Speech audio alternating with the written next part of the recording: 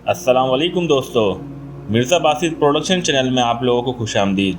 और आखिरी महीना ज़िलहज है। जिस तरह हम बहुत सारी चीज़ों को याद रखते हैं, इस तरह हमें इस्लामी महीनों को भी याद रखना चाहिए। उसकी वजह यह है कि हमारी जितनी भी इबादात हैं वो इस्लामी तारीख़ों के हिसाब से, रमज़ान के रोज़े इस्लामी तारीख़ के हिसाब से, ईद उल फ़ितर, ईद उल अज़हा इस्लामी तारीख़ के हिसाब से, हज करेंगे लोग तो वो भी इस्लामी तारीख़ के हिसाब से। तो हमें इस्लामी तारीख़ों का, इस्लामी दिनों का, माह व साल का ज़रूर ख्याल करना चाहिए। अल्लाह ताला हमें इसकी तौफ़ीक़ अता फ़रमाए। माह मुहर्रमुल हराम का चाँद जैसे ही तुलू होता है और अगले दिन जैसे ही आफ़ताब नमूदार होता है तो दिलों के अंदर खुद ब खुद नबी रहमत नूर मुजस्सम शफ़ी मुअज़्ज़म सल्लल्लाहु ताला अलैहि वसल्लम की मुक़द्दस आले पाक के तज़किरे और आपकी मुक़द्दस इतरत की यादें लोगों के ज़हनों में, दिलों में और नेहा खानों में ताज़ा हो जाती हैं। फितरती तकाज़ा ये होता है कि जब महबूब से कामिल मोहब्बत हो ना तो महबूब की हर चीज़ से मोहब्बत हो जाती है। तकमील ईमान इसका नाम है कि मुसलमान हर चीज़ से बढ़कर नबी पाक सल्लल्लाहु ताला अलैहि वसल्लम से मोहब्बत करे। और जब हर चीज़ से बढ़कर हुजूर से प्यार करना है तो फिर नबी पाक से निस्बत रखने वाली हर चीज़ से प्यार करना है। हमारे यहाँ लोग इस मेयार पर पूरा नहीं उतरते, वो मोहब्बत में भी तकसीम के कायल हैं। हुजूर अलैहिस्सलाम की निस्बत रखने वाली हर चीज़ से प्यार करना, चूँकि हुजूर से जो प्यार है, तो जितनी भी चीज़ें, जितनी भी निस्बतें हुजूर के साथ जुड़ेंगी वो काबिल एहतराम नहीं, वो काबिल मोहब्बत भी है। उनका एहतराम किया जाएगा तो दिल की गहराइयों से, प्यार किया जाएगा तो दिल की गहराइयों से।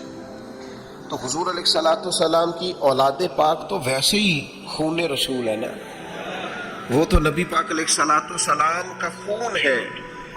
उसका एहतराम वो सिर्फ जज्बाती तकरीरों में नहीं होना चाहिए, उनका प्यार सिर्फ लफ्ज़ों के हेर फेर में नहीं होना चाहिए। इंसान की कैफियत, उसके दिल के अंदर बसने वाली ख्वाहिशात और उसकी रूह की गहराइयों तक जो चीज़ उतरी हुई हो वो रसूल पाक की औलाद पाक का प्यार है।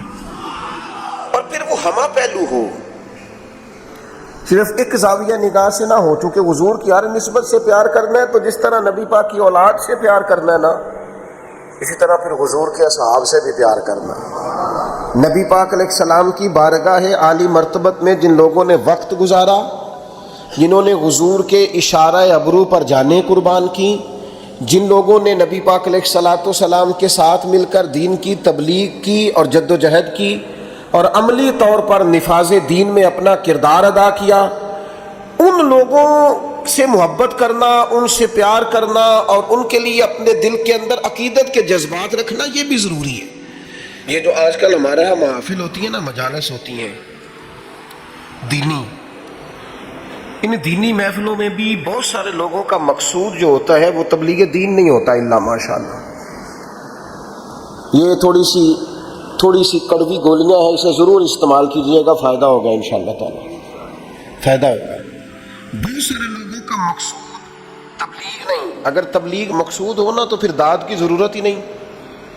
लेकिन स्टेज पर महफिल में खड़ा हुआ हर शख्स स्टेज पर दाद चाहता है, वो चाहता है मैं ऐसी अनोखी बात करूं कि लोग वाह वाह करें। आप कोई अनोखी बात ना करें, आप अनोखी बात करते करते दीन की बहुत सारी चीज़ों के बारे में गलत राय दे जाते हैं। आप नुक्ता बयान करते करते बाज़ औक़ात वहाँ चले जाते हैं कि जहाँ दीन की बाद हदों को आप क्रॉस करते हैं। आप दाद ना लें, कुछ ज़रूरी है कौम से दाद लें? कौम से दाद लेना ज़रूरी नहीं, अल्लाह से उसकी रज़ा लेना ज़रूरी है। मैं एक जगह पे तकरीर के लिए चला गया तो वहाँ एक साहब ने बड़े जज्बाती और वालेहाना अंदाज में हमारा इस्तकबाल किया। तो वो इस्तकबाल करते मुझे कहने लगे, पीर साहब अज इंज दी तकरीर करो कि बंदे राज़ी हो जाए। मैंने आख्या ना भाई, मैं तो यूँ करनी है जिन्ना अल्लाह राज़ी हो जाए। बंदे शंदे राज़ी करना मुश्किल काम है, यहाँ पर रहने दे, वो करेंगे जिससे अल्लाह राज़ी हो। हमने ना ये जो मिजाज पैदा किया है ना, इस मिजाज को बदलने की ज़रूरत है। اس لیے یہ سخت جملہ ہے، مہربانی کرنا اگر کسی کو محسوس ہو کہ میں نے سخت بات کی ہے تو آپ درگزر کریں گے، پر میں نے کہنی ضرور ہے، یہ میری زبردستی ہے۔ اسٹیج پر بہت سارے لوگ اب واعظ و نصیحت کے لیے، تقریر کے لیے چڑھے ہوئے ہیں، اور وہ صرف اسٹیج پر نہیں رہے، اب وہ سوشل میڈیا کے ذریعے عام ہے۔ وہ لوگ نہ تو دین کا درد رکھتے ہیں الا ماشاء اللہ، نہ پوری دنیا میں اسلام کو جن مسائل کا سامنا ہے ان مسائل کا ادراک رکھتے ہیں۔ اسلام کی کون سی تصویر ہم نے دنیا کے سامنے پیش کرنی ہے اس کا شعور ہی نہیں رکھتے۔ مجھے کہہ لینے دو کہ اسٹیج پر وہ لوگ چڑھ گئے ہیں جو فن کا مظاہرہ کرتے ہیں، وہ اپنا فن دکھاتے ہیں، لوگوں سے داد وصول کرتے ہیں۔ چلے میں نے کہا تھا آپ نے درگزر کرنا کر دیں گے، داد بھی لیتے ہیں ساتھ امداد بھی لیتے ہیں۔ وہ داد امداد لے کے وہ نکل جاتے ہیں، قوم لڑتی رہتی ہے، لوگوں کی اخلاقیات بگڑتے رہتے ہیں، نفرت کا فروغ ہوتا ہے، امت کہاں چلی جاتی ہے، کتنے حصوں میں بٹ جاتی ہے، کتنے بکھیر دیا جاتا ہے، فکر ہی کوئی نہیں۔ کیا محبت صحابہ اس بات کا نام ہے کہ آپ صحابہ کا ذکر کریں گے تو اہل بیت کو کمزور کریں گے؟ کیا محبت اہل بیت اس کا نام ہے کہ حضور کی اولاد کا ذکر صرف اس صورت میں کیا جا سکتا ہے کہ کسی اور کو کمزور کر کے دکھایا جائے؟ اعلیٰ حضرت کے سامنے کسی نے کہا نا نبی پاک علیہ السلام کی تعریف میں کہ شان یوسف جو دبی وہ بھی اسی در پہ دبی، تو فاضل بریلوی فرمانے لگے حضور تو کسی کو دبانے آئی نہیں، تو حضور پھر کیا کہوں؟ فرمایا تو کہہ شان یوسف جو بڑی وہ بھی اسی در سے بڑی۔ چونکہ قرآن مجید میں سورہ یوسف آ گئی تو قیامت تک جناب یوسف کو تلاوت کیا جائے، ان کا تذکرہ ہوگا، تو شان یوسف جو بڑی وہ بھی اسی در سے بڑی۔ نفرت انگیزی کا ماحول پیدا کیا جاتا ہے، اور اتنی بڑی قربانی جس سے امت کو کھڑا کیا جا سکتا تھا، امام حسین کا تذکرہ امت میں روح پھونک سکتا تھا، قوم کے جوانوں سے بیساکھیاں چھینی جا سکتی تھیں، سہارے چھینے جا سکتے تھے، انہیں ان کے پیروں پر کھڑا کرنے کا حوصلہ دیا جا سکتا تھا، لیکن وہ تو ہم نے دے دیا فن کا مظاہرہ کرنے والوں کے ہاتھوں میں، وہ تو ہم نے غیروں کو دے دیا، وہ تو مزہ لینے والے لوگوں کو دے دیا جو واہ واہ کر رہے ہیں، واہ واہ کرا رہے ہیں، وہ تو کسی اور رنگ میں بات چلی گئی۔ او خدا کے بندو، یہ میرے محبوب کی نسبتیں ہیں، حضور کی تو جو گلی سے گزر گیا ادب سے وہ بھی شان والا ہو گیا، تو جس ابو بکر صدیق نے ساری زندگی ساتھ گزاری ہے، جس فاروق نے عمر بھر درویزہ گری کی ہے، حضور کے دروازے پر نوکری کی ہے، اور جس عثمان غنی نے نظریں جھکا کے وقت گزارا ہے، اور جس مولا علی شیر خدا نے اس طرح کی وفائیں کی ہیں کہ جان بھی مدینے والے کے نام پر قربان کر دی۔ آپ ان لوگوں کے بارے میں تھوڑا سا سوچیں، ان سے فیوز و برکات حاصل کریں۔ اور پھر ایک اور بات، ہمارے ذمہ نبی پاک علیہ السلام نے یہ لگایا ہے کہ صحابی کا نجوم، صحابہ ستارے ہیں، تم جس کے پیچھے چلو گے اللہ ہدایت دے گا۔ نبی پاک علیہ السلام نے ہمارے ذمہ یہ لگایا ہے کہ میری اہل بیت کشتی نوح کی طرح ہے، جو اس سفینے میں سوار ہو جائے گا اللہ اسے نجات عطا کر دے۔ ہم نے ان لوگوں کے ساتھ ان کے پیچھے بیٹھ کر ہدایت لینی ہے، ان کے قدم با قدم چلنا ہے۔ ایک مثال چھوٹی سی عرض کرنے لگا، بڑوں سے نہ سیکھا جاتا ہے، بڑوں پر بحث نہیں ہوتی۔ کسی کا والد اگر کسی کو کوئی بات سمجھانے لگے تو بیٹا اگر اس سے پوچھے کہ ابا جی آپ کتنا پڑھے ہوئے ہیں، تو اس نے ٹھیک کیا ہے، وہ کہے بیٹا آپس میں لڑا نہ کرو، بیٹا کہے ابا جی آپ اپنے بھائی سے کبھی نہیں لڑے، تو یہ ٹھیک ہے، اس نے ٹھیک کیا ہے۔ ٹیچر آ گیا کلاس میں، اس نے آتے ہی کہا فرسٹ ایئر کے اسٹوڈنٹ سے کہ کتابیں نکالو بھائی، میں اردو کا ٹیچر ہوں، چلو سبق پڑھیں۔ تو ایک بیچ میں سے نوجوان بولا، وہ کہنے لگا جناب آپ ایم اے اردو ہیں، اسٹوڈنٹ ہیں، اور اگر آپ ایم اے اردو ہیں تو آپ نے پھر بی ایڈ یا ایم ایڈ کیا ہوا ہے، اور اگر آپ نے یہ کیا ہوا ہے تو پھر ساتھ یہ بھی ذرا بتا دیں کہ آپ میرٹ پہ ہیں کہ سفارش پہ ہیں۔ میرا خیال ہے جب وہ یہ سوال اپنے ٹیچر سے کر رہا ہوگا تو ٹیچر سب کے جواب دیتا رہے گا، ہاں ہاں بیٹا میں نے ایم اے کیا ہے، پھر میں نے ایم ایڈ، نہیں وہ دے گا جواب۔ اللہ کرے میں آپ کو سمجھا سکوں بات۔ او خدا کے بندو، ہم نے صحابہ اور اہل بیت سے دین سیکھنا ہے، ان کی ڈگریاں نہیں چیک کرنی، ان کے مشاجرات پر کلام نہیں کرنا، ہم نے تو دین سیکھنا ہے۔ چپ کر کے غلامی کرو، غلام غلامی کرتے ہیں، غلام تبصرے نہیں کرتے، غلام بحثیں نہیں کرتے، غلام ادھر ادھر کی کہانیاں چھیڑتے اور جو کہانیاں چھیڑے مانا یہ ہے پڑھنا نہیں چاہتا، جو تبصرے کرے مطلب یہ ہے کہ یہ سیکھنا نہیں چاہتا۔ تو ان لوگوں سے سیکھیں، تربیت لیں۔ میں آپ کو گارنٹی سے کہتا ہوں، عقیدت کی اینک لگا کے، ذوق کا لباس پہن کر، شوق کے بستر پر بیٹھ کر آپ حضور کی نسبت رکھنے والے کسی ایک بندے کو پڑھنا شروع کر دیں، کسی ایک صحابی کا آپ تذکرہ پڑھتے جائیں، اللہ آپ کی روح کو معراج عطا فرماتا جائے گا، معراج ہو جائے گی روح کو۔ یار ان لوگوں کے پیچھے چلو تو صحیح۔ یہاں تو میرے بھائی جو 4 دن کسی محدث کے پاس بیٹھے وہ کہتا ہے فلاں کا شاگرد ہوں، کسی فقیہ کے پاس بیٹھے کہتے ہیں فلاں کے پاس بیٹھا ہوں، کسی دانشور کے، صوفی کے، صاحب حال کے پاس بیٹھو تو کہتا ہے مجھے اس کی مجلس میسر آئی ہے۔ اور صحابہ تو وہ صحابہ تھے جن کی ہر صبح عید ہوتی تھی، خدا کا قرب حاصل تھا، نبی کی دید ہوتی تھی۔ اتنے بڑے لوگ۔ 2 باتیں کبھی نہ بھولنا اپنی زندگی میں، میں بڑے درد سے کہتا ہوں۔ میں کبھی سوچتا ہوں نا کہ جو صورتحال ہم دین کی بتاتے ہیں نا، معاذ اللہ مشاجرات چھیڑتے ہیں، کہانیاں بناتے ہیں اور تاریخی حوالوں کو الٹ پلٹ کر کے بیان کرتے ہیں اور جو رنگ دیا جاتا ہے، میں سوچتا ہوں کہ اگر کفار ان باتوں کو سنتے ہوں گے، مشرکین اور منافقین سنتے ہوں گے تو کیا کہتے ہوں گے؟ لیکن آج فیمس وہ بندہ ہے جو بدتمیز زیادہ ہے، فیمس وہ بندہ ہے جو ان بحثوں میں زیادہ الجھتا ہے، فیمس وہ شخص ہے جو ذرا کو تھوڑی سی انوکھی بات کرتا ہے۔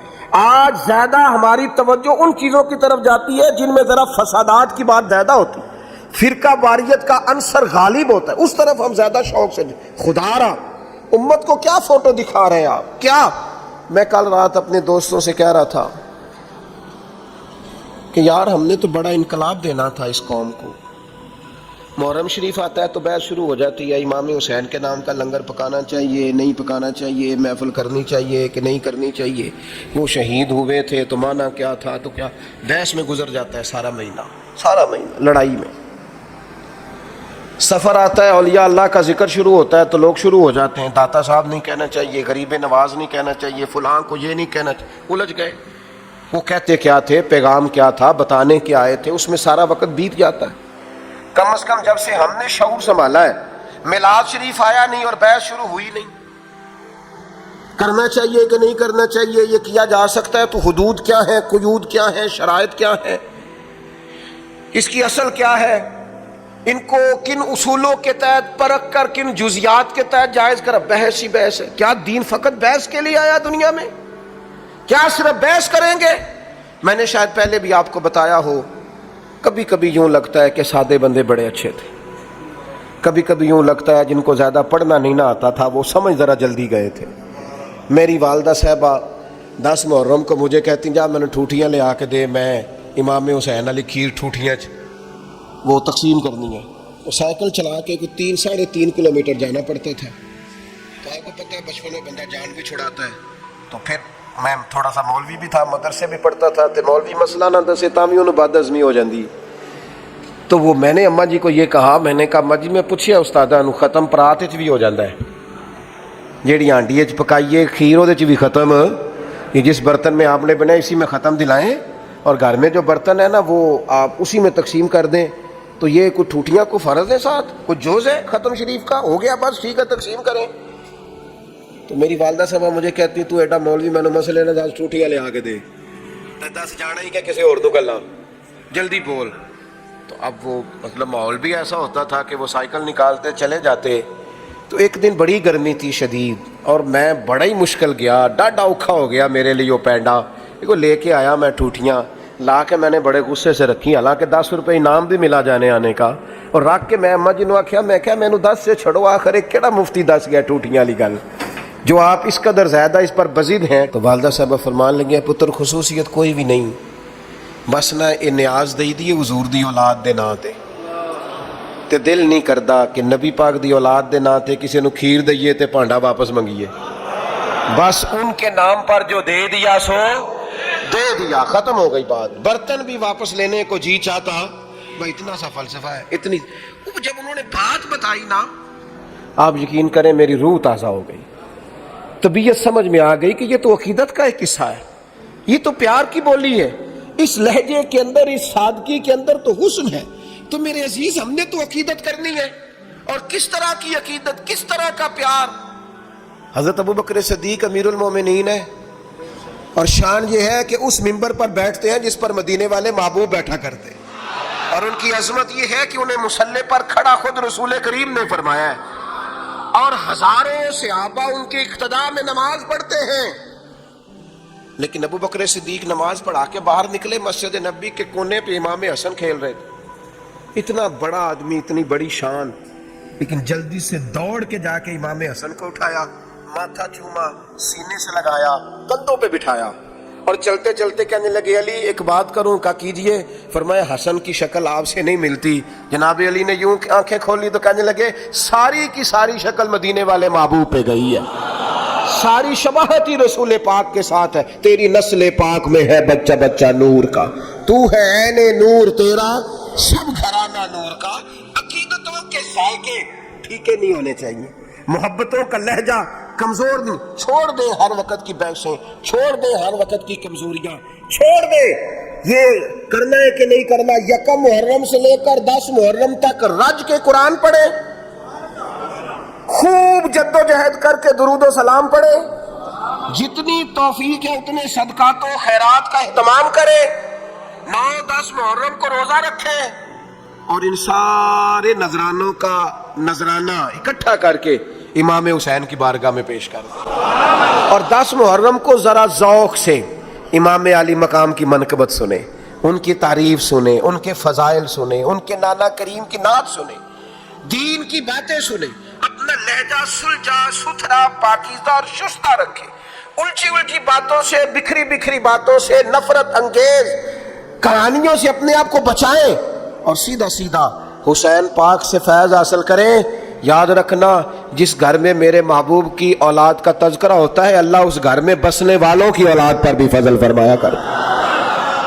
लिहाजा इस उलझाओं से अपने आप। और दूसरी बात यह है,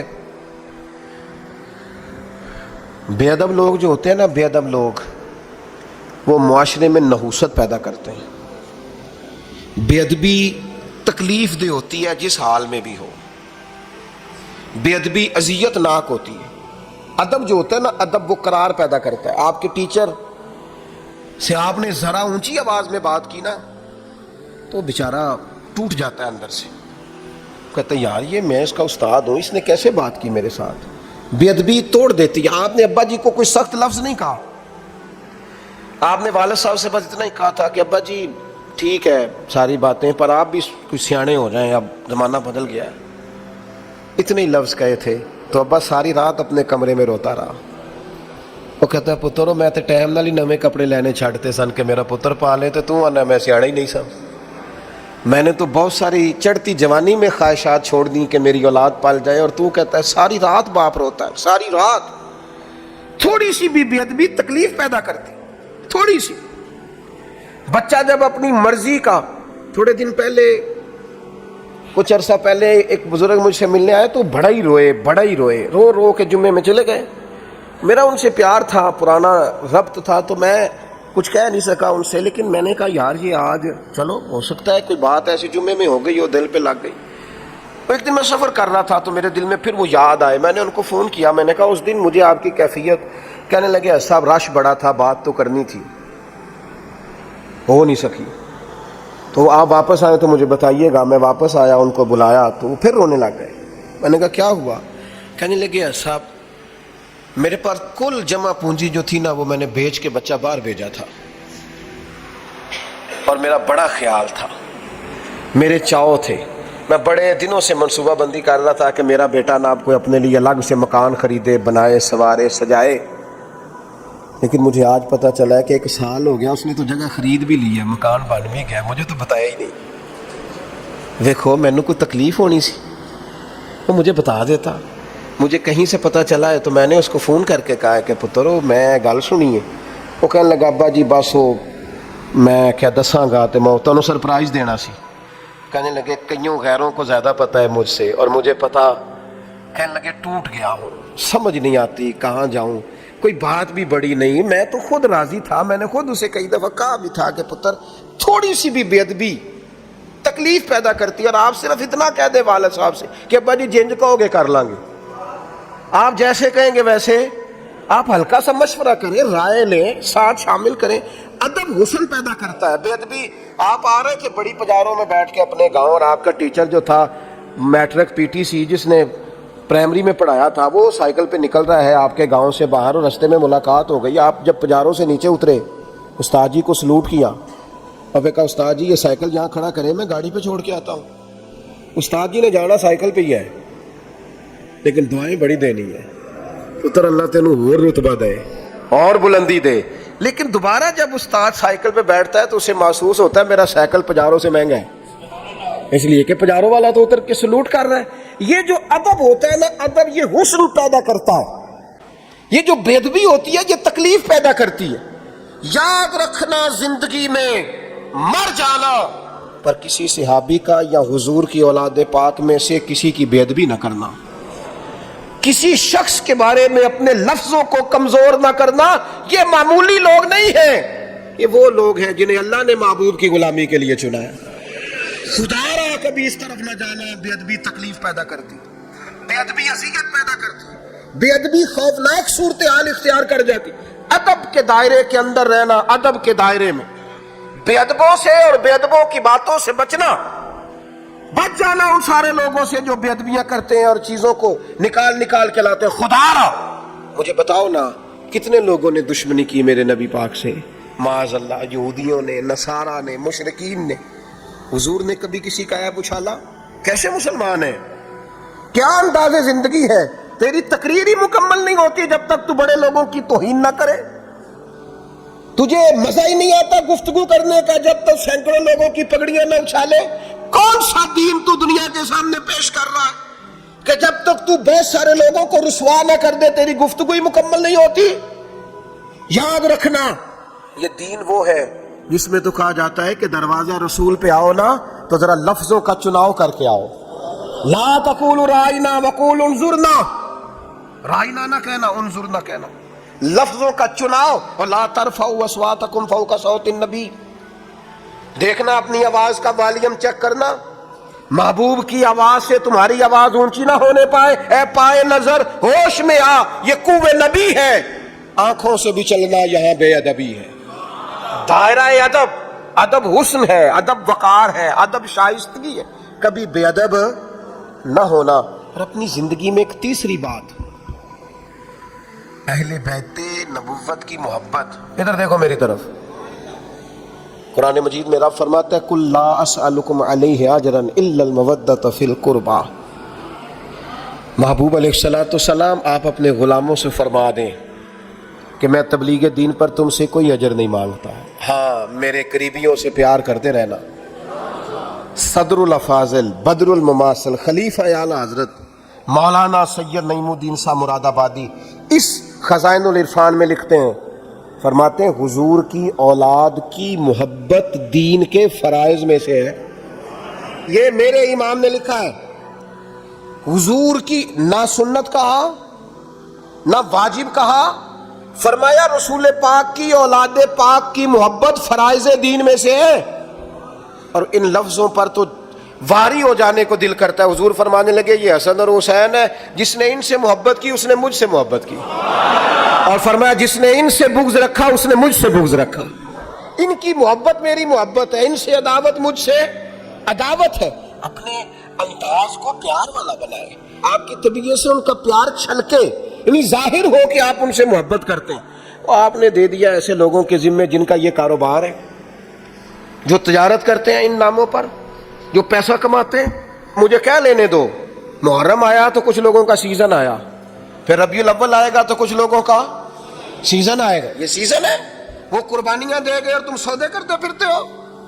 یہ تم نے ریٹ ڈالا ہے, میں خیال نہیں آتا تذکرہ کس کا ہے, اور تم باتیں کیا کرتے ہو. یہاں تم ان کی قربانیوں کا ذکر کر رہے ہوتے ہو اور اسٹیج کے پیچھے تم پیسوں کی گنتی کر رہے ہوتے ہو. یہ معیار بنایا تم نے.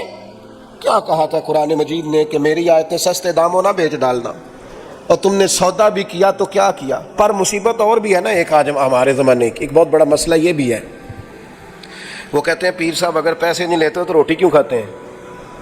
یہ بھی بتاؤ یہ روٹی کیسے کھاتے ہیں؟ اور بھائی نظر نذرانے کی مخالفت نہیں، وہ تو نبی پاک علیہ السلام نے حضرت عمر کو دیا تو جناب عمر کہنے لگے حضور نہیں لینا، تو حضور فرمانے لگے جو بن مانگے، یہ بخاری کی حدیث ہے، فرمایا جو بن مانگے ملے وہ تو اللہ کی طرف سے ہے، اس کی مخالفت ہی نہیں۔